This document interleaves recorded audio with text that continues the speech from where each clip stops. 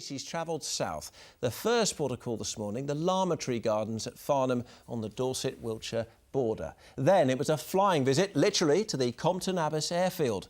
And then she's moved on to tonight's live location. It's Ashmore for a village fete.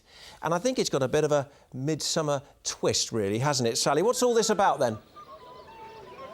Well, it is extraordinary. It's called the Filly Loo. I'd never heard of it. But Ashmore, the village here, I think it's unique to this village. There's no doubt about it. It's an ancient English tradition which involves, as you can hear behind me and see behind me, music and dance. Now, if you look at the pond that's in front of me, there's going to be hundreds of people gathering around here this evening. They've already started to arrive, and there's going to be some very eccentric, wonderful characters, including the Turkish knight, who is really Rod Swift. This is an amazing event. Oh, it's actually superb. It's mystical, magical, it's everything rolled into one. It's absolutely fantastic. And what is actually going to happen tonight? Well, there's community dancing to start off with, so hundreds of people coming along. We've got Hambledon Upstep Band playing, we've got Morris dancers, White Horse Morris, Steps in Time junior folk dancers.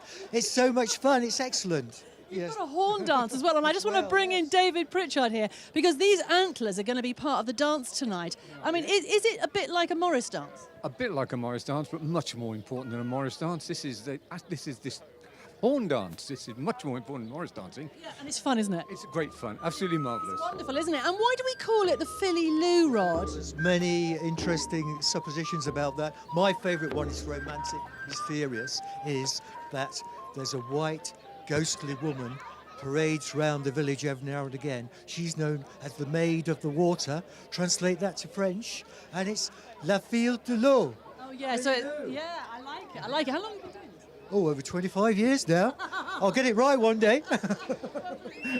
I know we're going to have a great evening this evening, isn't it? All starts off in about sort of 7 o'clock, and, people are beginning to gather. So, Rod, David, thank you very much for the moment.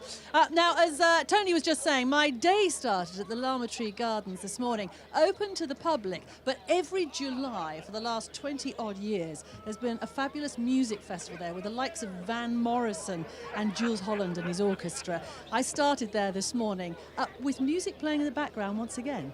We should rename you Biggles. Fantastic. How was that, then? Bird's eye view of our lovely green countryside?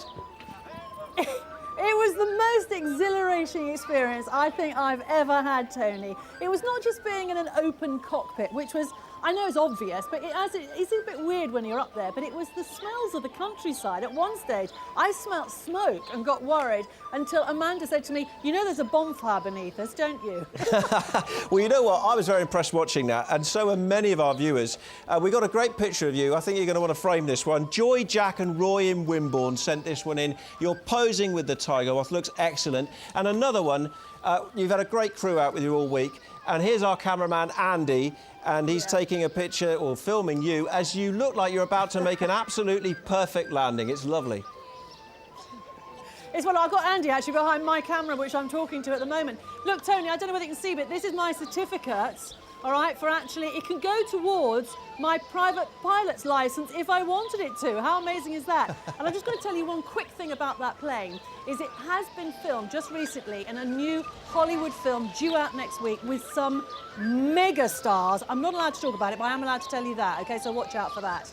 Now, peace and tranquility in Dorset, near Dorchester. I've been down to meet the world-renowned sculptor Simon Gudgeon to have a look at his stunning pieces which are on display at the Sculpture by the Lakes.